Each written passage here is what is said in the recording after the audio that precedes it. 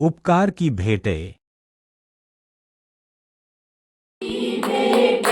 अपनी प्रभु को चढ़ाना है, प्रभु को बोलो यीशु मसीह की। जो कुछ परमेश्वर ने आपको दिया है उसका धन्यवाद करें कि प्रभु जो कुछ भी मेरे पास है वो सब किसका दिया हुआ है? परमेश्वर का दिया हुआ। हमारा शरीर, हमारी आंखें, हमारे बॉडी के अंदर जो ऑर्गन्स काम करते हैं वो सब किसके दिए हुए हैं? परमेश्वर के। इसलिए हर वक्त एक बात कहे, परमेश्वर तेरा। आज जो कुछ भी मेरे पास है वो किसका है? परमेश्वर का। और इस शरीर के द्वारा, इस संसारिक चीजों के द्वारा जो कुछ मैं परमेश्वर के लिए कर सकता हूं वो इसलिए कर सकता हूं कि जो कुछ मेरा है वो मेरा नहीं, किसका है? परमेश्वर का। और अगर हम उसी को देते हैं तो कोई एहसान नहीं करते। बोलो यीशु मसीह की। भजन संहिता की किताब उसका 33वां अध्याय और उसकी 22वीं आयत पे पढ़िएगा। हे यहोवा, कड़क पढ़िएगा भाई जरा। हे यहोवा, हे परमेश्वर, जैसे तुझ पर हमारी आशा है, जैसे तुझ पर हमारी आशा है। आपकी आवाज बुलंद है तो बड़ा मजा है। जैसे तुझ पर हमारी आशा है। कितनों की आशा उस पर है? हमें पता है कि प्रभु हमें निकालेगा, हमें पता है कि प्रभु हमारा प्रभु हर वक्त किसकी तरफ आशा है? परमेश्वर की तरफ। परमेश्वर के भक्त दाऊद कहता है खुदा का कलाम, हे परमेश्वर जैसी हमारी तुझ पर आशा है वैसे ही तेरी करुणा भी हम पर हो। बोलो यीशु मसीह की। खुदा के कलाम में हजारों बार एक बात लिखी है, उसकी करुणा तो सदा की है। वो अपनी दया आप पर सदा बनाए रखता है। मसीह में मेरे प्यारे बहन भाई बेटा बेटियों, अगर आपका भरोसा उसके ऊपर है, लिखा है जैसे हमारी आशा तुझ पर है कि हमें पता है इस दुख से, इस बीमारी से, इस मुसीबत से, इस कर्जे से सिर्फ तू ही निकाल सकता है और कोई निकालने वाला नहीं है। बोलो यीशु मसीह की। वो आपकी आशा को टूटने नहीं देगा। जी हाँ, बढ़ेगा, एक बार फिर से बढ़ेगा। हे यहोवा, हे परमेश्वर, जैसे तुझ पर हमारी आशा है, जैसे तुझ पर हमारी आशा है वैसे ही तेरी करुणा भी हम पर हो। बोलो यीशु मसीह की। कितने लोगों की आशा उस पर है? अच्छी इनकम, अच्छे पैसे, अच्छा घर बार, अच्छी गाड़ी, अच्छी जरूरतें, हर चीज की आशा किस पर रखते हैं? परमेश्वर पर। भजन 34 और 4 से 10 बढ़ेगा। 34 के पास गया, जब मैं यहोवा के पास गया तब उसने मेरी सुन ली। बोलो यीशु मसीह की। जब लोगों की आशाएं पूरी हो जाती हैं तो वो सबसे पहले पता क्या करते हैं? परमेश्वर के भवन में आना छोड़ देते हैं। कुछ गलत हुआ? जब उनकी इच्छाएं पूरी हो जाती हैं, पहले तो कहते हैं परमेश्वर हमारी आशा किस पर है? तुझ पर। और हमें पता है कि जब हम तुझ पर आशा लगाएंगे तो तू हमारी इच्छाओं को पूरा करेगा। और जब परमेश्वर इच्छाओं को पूरा कर देता है, लोग परमेश्वर की उपस्थिति से दूर चले जाते हैं। फिर से बढ़िएगा एक बार। मैं यहोवा के पास गया, मैं परमेश्वर के पास गया, तब उसने मेरी सुन ली, और तब उसने मेरी बोलो यीशु मसीह की। आप बीमारी में पड़े थे, आप कर्जे में पड़े थे, आप पाप में पड़े थे, आप कलेश में पड़े थे, आप बेरोजगारी में पड़े थे, जब आप उसके पास गए, जब आप गिड़गिड़ाने लगे, जब आपने उपवास करके प्रार्थना करी, जब आपने परमेश्वर के सेवक से प्रार्थना कराई, खुदा ने आपकी बोलो यीशु मसीह की। वो अपने प्रियो की प्रार्थनाओं को सुनता है, वो आपके आंसुओं को देखता है।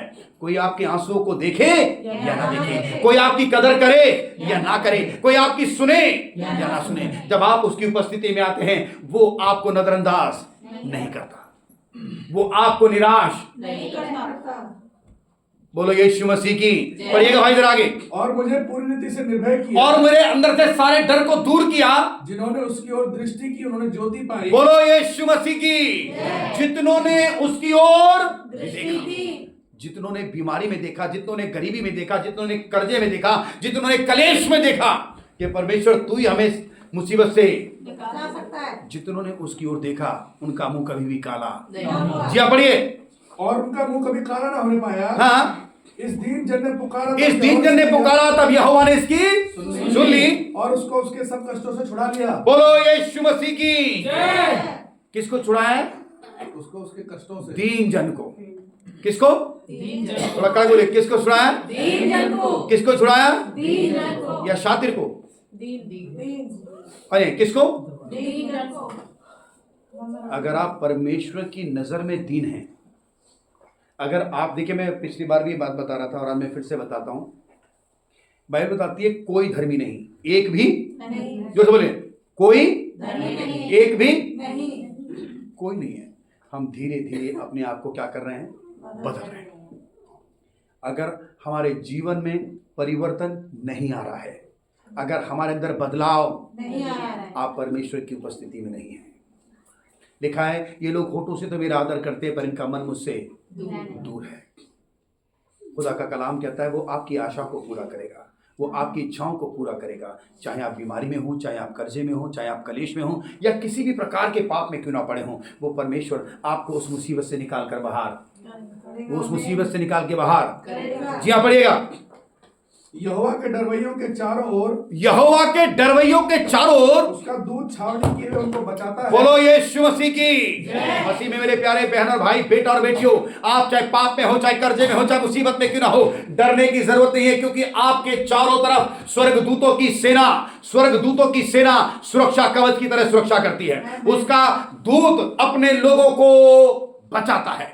फिर से एक बार पढ़िएगा, यहोवा के डरवैयों के चारों ओर, कितने लोग उससे डरते हैं?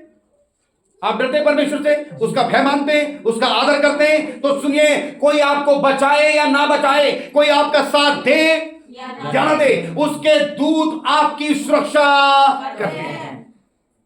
एक गीत का अंतरा अगर आप गा सके तो मेरे साथ गाइए, महफूज हूं मैं तेरी पनाहों में, महफूज हूं मैं तेरी पनाहों में, तेरे साए में मुझे मिलती सुरक्षा, तेरे साए में मुझे मिलता है प्यार, इबादत में करूं तेरी हर पल, तू ही मेरा सच्चा यार, महफूज हूं मैं तेरी पनाहों में। जी हाँ पढ़िएगा, परख कर देखो कि यहोवा कैसा भला है। परख कर देखो कि परमेश्वर कैसा भला है। क्या ही धन्य है वह पुरुष जो उसकी शरण लेता है। क्या ही धन्य है वह इंसान जो परमेश्वर पर भरोसा लेता है, उसकी शरण लेता है। हे यहोवा के पवित्र लोगों, हे यहोवा के पवित्र लोगों, उसका भय मानो, उसका भय मानो, क्योंकि उसके डरवैयों को किसी बात की घटी नहीं होती। बोलो यीशु मसीह की।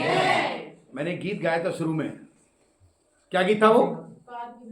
उपकार की भेंटें। जो भी हमारा सब कुछ प्रभु का, तन मन धन सब किसका है? परमेश्वर का। जब आप उसके आगे अपने आप को समर्पण करते हैं, अपने शरीर को, अपनी आत्मा को, अपने प्राण को, तन मन धन को, याद रखिए परमेश्वर कहता है कि वो दीन लोगों की सुरक्षा करता है।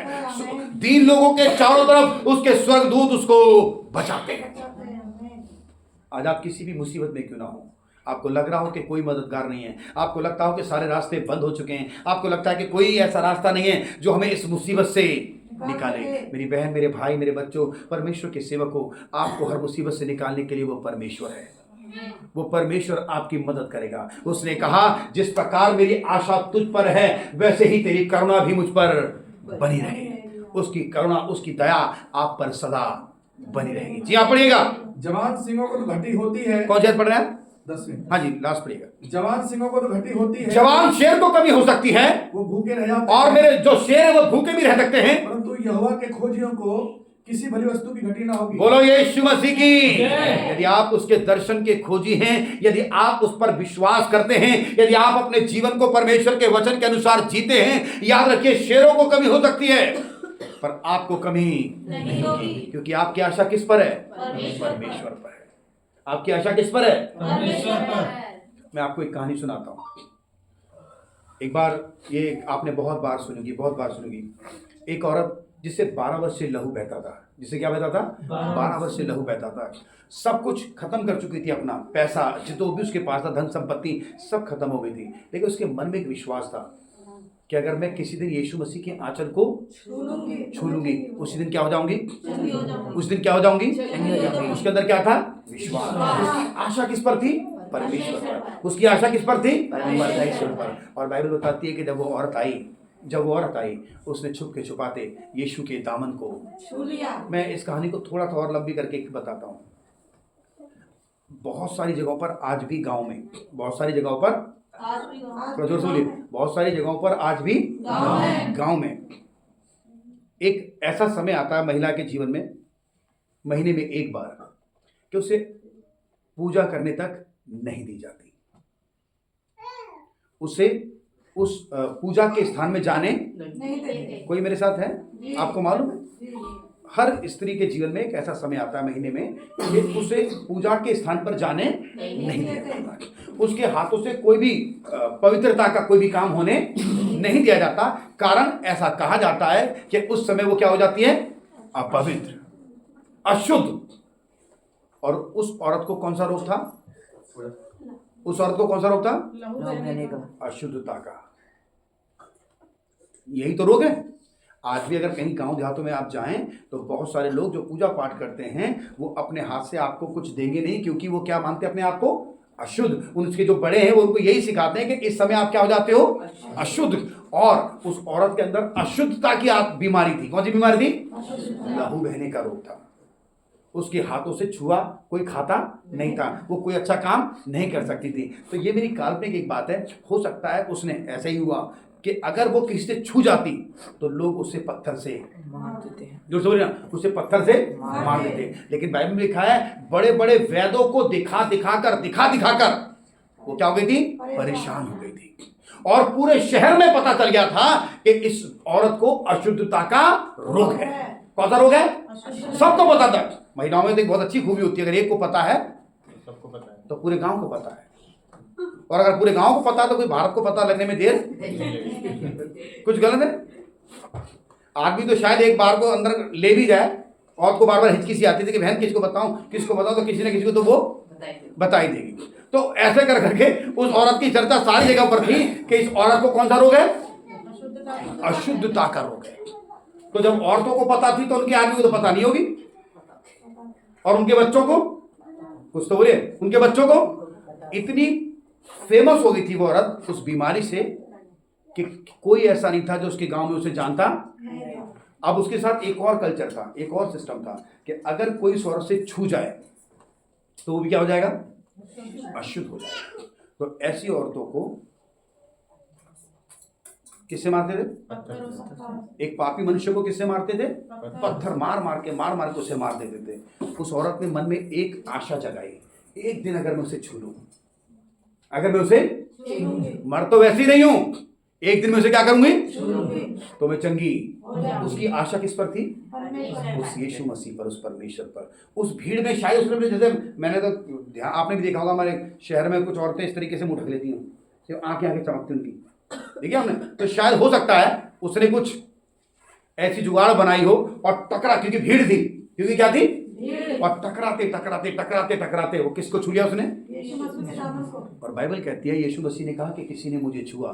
चेलों ने कहा गुरुजी कैसी बातें कर रहे हो, लोग तुम्हारे ऊपर गिरे जाते हैं और आप कह रहे हो कि। सोचो कितनी भीड़ थी, सोचो उस औरत से कितने लोग टकराए होंगे, तो कितने क्या हो गए होंगे? सभी अशुद्ध। और फिर दोस्तों ने दूसरे का हाथ ही पकड़ रखा होगा, और उसने तो जितनी मंडली जा रही होगी सब क्या हो गए थे?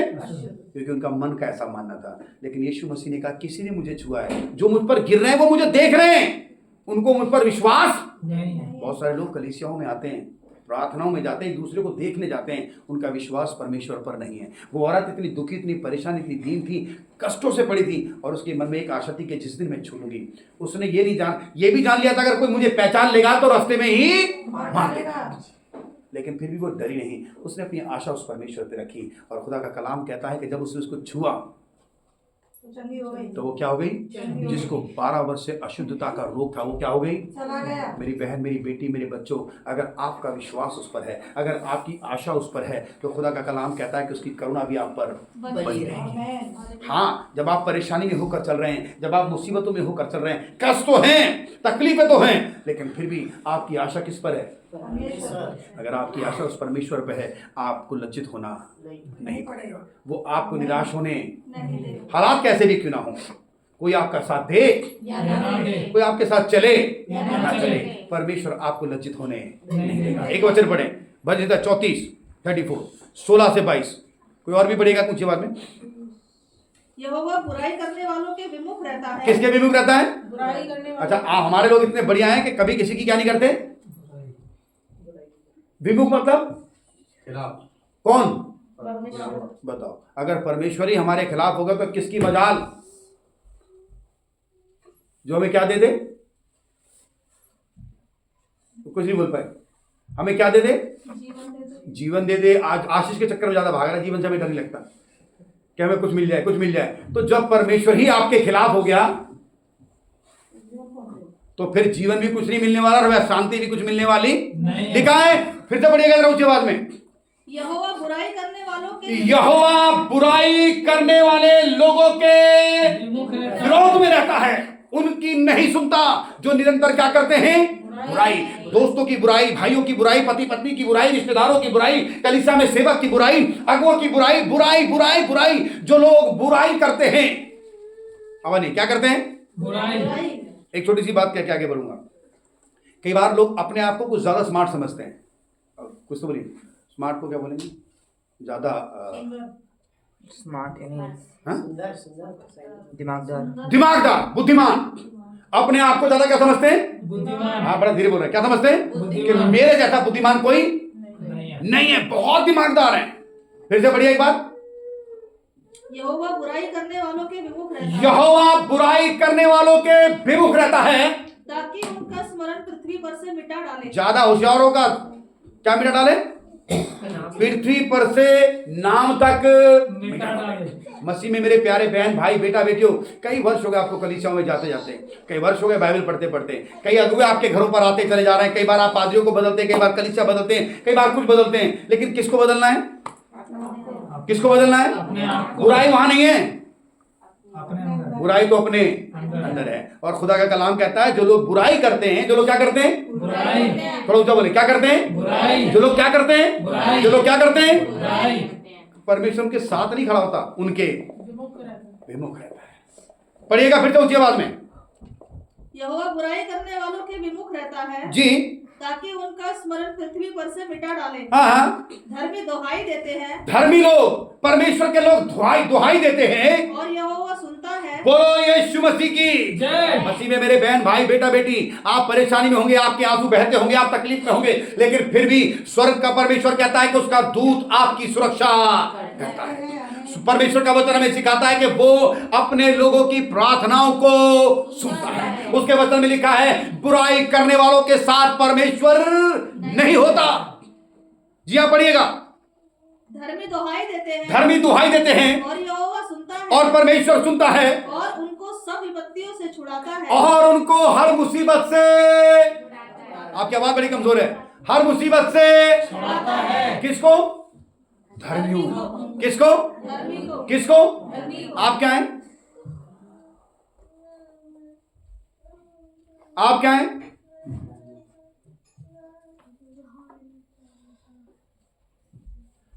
एक और कहानी सुनाता हूं। एक बार एक हाथी था। क्या था? ऊंचा से बोलिए, क्या था? हाथी। और हाथी जंगल में था। हाथी जंगल में घूम रहा था और एक चींटी थी, तो चींटी भी जंगल में थी। तो चींटी को एक पुल पार करना था लकड़ी का, और बहुत गहरा पुल था। तो चींटी जैसे ही पुल के पास पहुंची, चींटी के वजन से जो पुल था वो करने लगा चरर मरर। क्या कर रहा था? होता ना, क्या करता वो? चरमर चरमर करता है। तो वो जैसी चींटी ने पांव रखा, चींटी के वजन से पुल क्या कर रहा था? चरमर करने लगा। चींटी डर के मारे पीछे, और बिल्कुल पुल के साथ ही एक पेड़ खड़ा था। चींटी डर के मारे पेड़ के ऊपर चढ़ गई कि मैं यहां से देखूंगी कि कौन यहां से जाता है, उसे मना कर दूंगी कि भैया जा मत। अचानक हाथी आता अपनी उसमें धुन में चला रहा है, और हाथी जैसे पुल के पास आता, चींटी बिल्कुल ऊपर पेड़ पे चढ़ी हुई है। ओए मचा मचा, तू जाएगा तो पुल टूट जाएगा। हाथी ने अपने कान नीचे करे और अपना पुल के ऊपर, अब बोले तो फिर मजा आएगा, अब सुन नहीं पा रहे। हाथी अपनी मस्ती में, और चींटी मत कर, तू पाँव रखेगा, तू पाँव टूट जा।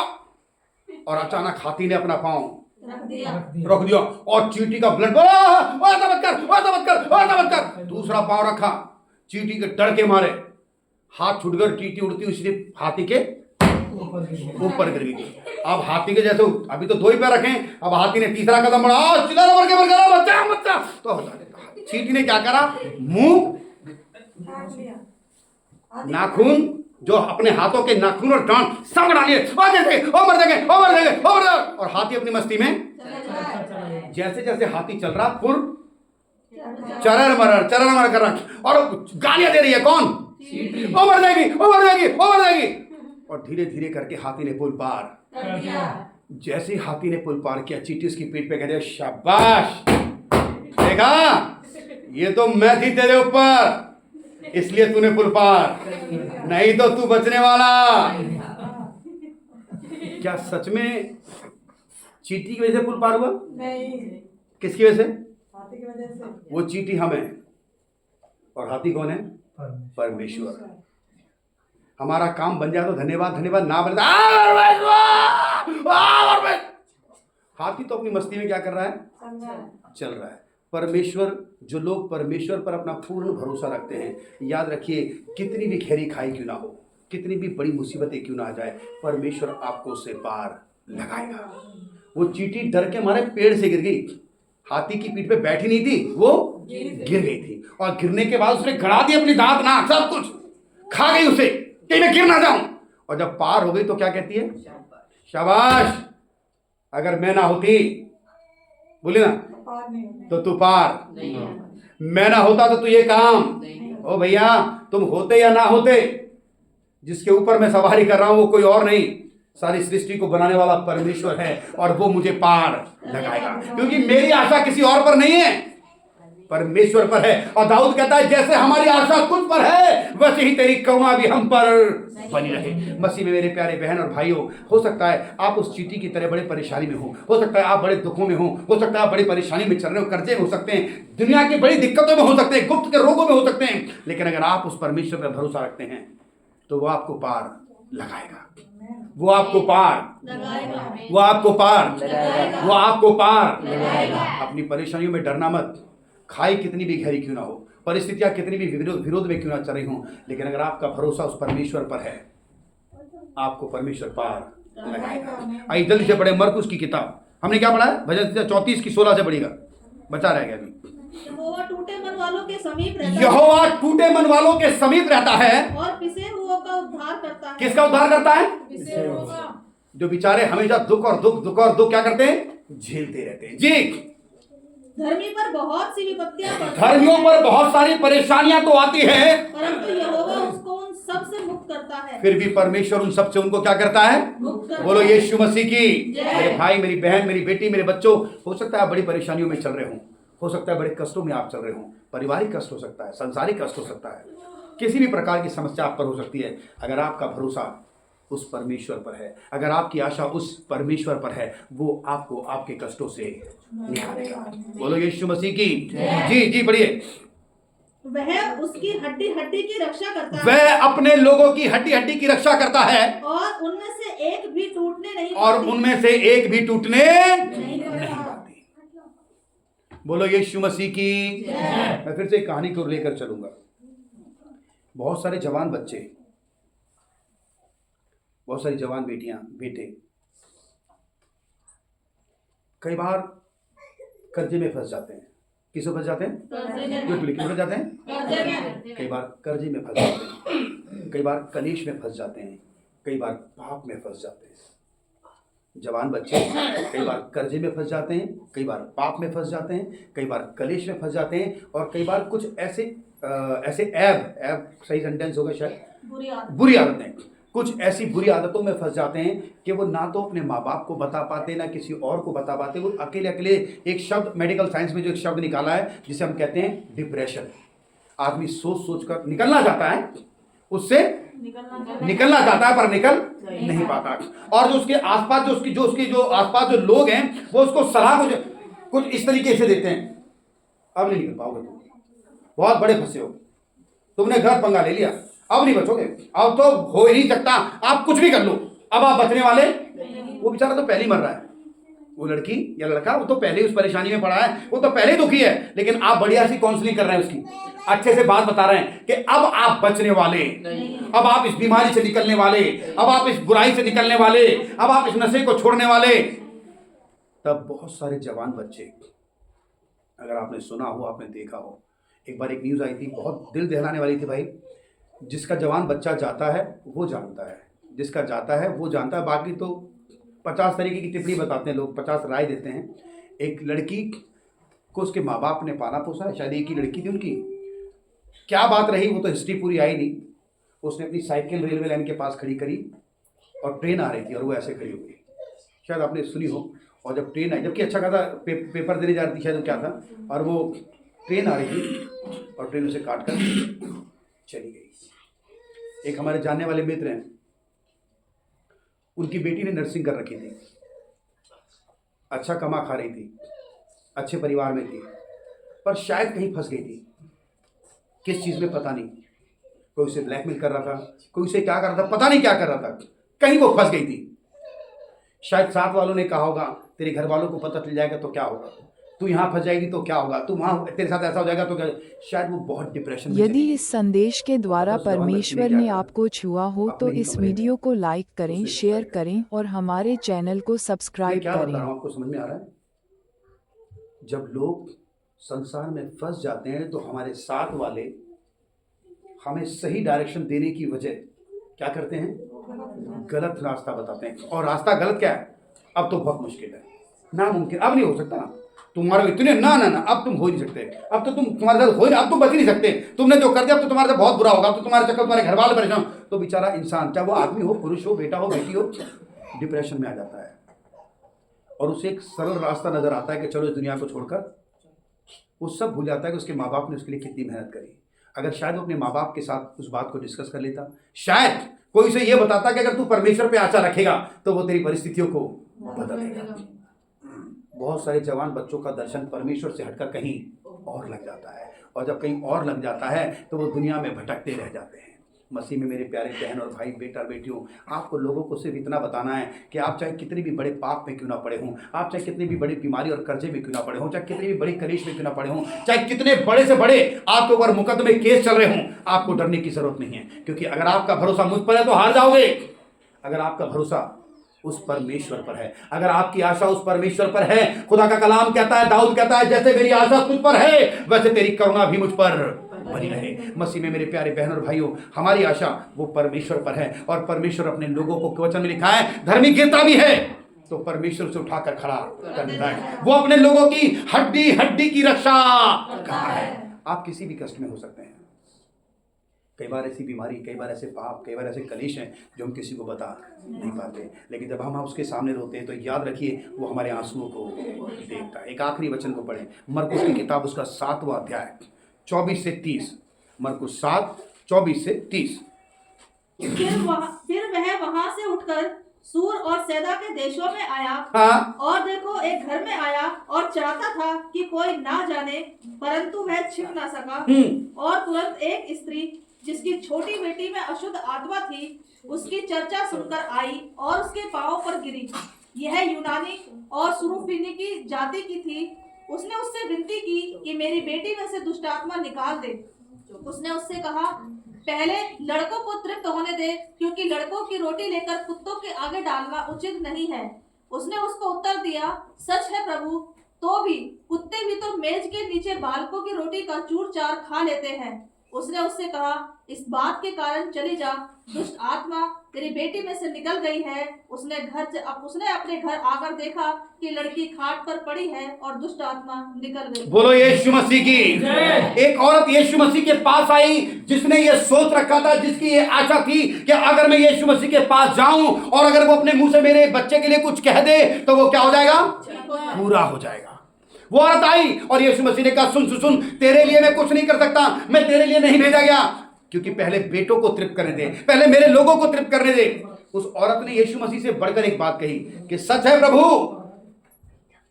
कई बार जो रोटी नीचे गिर जाती है, उसने कहा बेटों की रोटी कुत्तों को नहीं देते। इसका मतलब सुनिए, वो औरत अपने आप को क्या बता रही है, बोली बोली क्या बता रही है, कुत्ता बता रही है। उसने कहा सच है प्रभु, कुत्ते नहीं खाते, लेकिन एक बात और भी सच है कि जो बच्चों के हाथ से रोटी गिर जाती है, जो चूर चार, उसे कौन खाता है, तो कुत्ता ही समझ। मुझे क्या समझ, कुत्ता ही समझ। बस मेरी बेटी को तू क्या कर दे। यीशु मसीह ने तुरंत एक ही बात करी, तेरे इस वचन के अनुसार तूने ये जो कहा, उसने अपने आप को क्या बना लिया, छोटा। क्या बना लिया, इतनी बड़ी बात है उसने कि बेटों की रोटी कुत्तों को नहीं देते। उसने कहा कुत्ता ही समझ ले, चूर चारी दे दे कि मेरी बेटी क्या हो जाए। उसने कहा इससे दीन कौन होगा। यीशु ने कहा इससे दीन, चली जा बेटी, तेरी बेटी क्या हो जाएगी? चंगी। और जब अपने घर गई तो उसकी बेटी दुष्ट आत्मा से चंगी हो गई। बोलो यीशु मसीह की। मसीह में मेरे प्यारे बहन और भाइयों, आपके हालात चाहे कितने भी खराब हों, आपकी आशा किस पर है? किस पर है? आप धर्मी हैं? अगर आप धर्मी हैं तो परमेश्वर के लिए कुछ करिए। जब आप उसके नज़दीक आएंगे, जब आप उसके नज़दीक आएंगे तो वो भी आपके नज़दीक आएगा और वो आपके हालातों को बदल। इस अंतरे को गाकर फिर से कहें, फिर से गीत गाएं मेरे साथ, मिलकर इस बात को कहें। जो भी हमारा प्रभु का सारा, जो भी हमारा प्रभु का सारा, उसका उसको देना है, उसका उसको देना है। भंडारी हम प्रभु के जग में, भंडारी हम प्रभु के जग में, दशवां ही लौटाना है,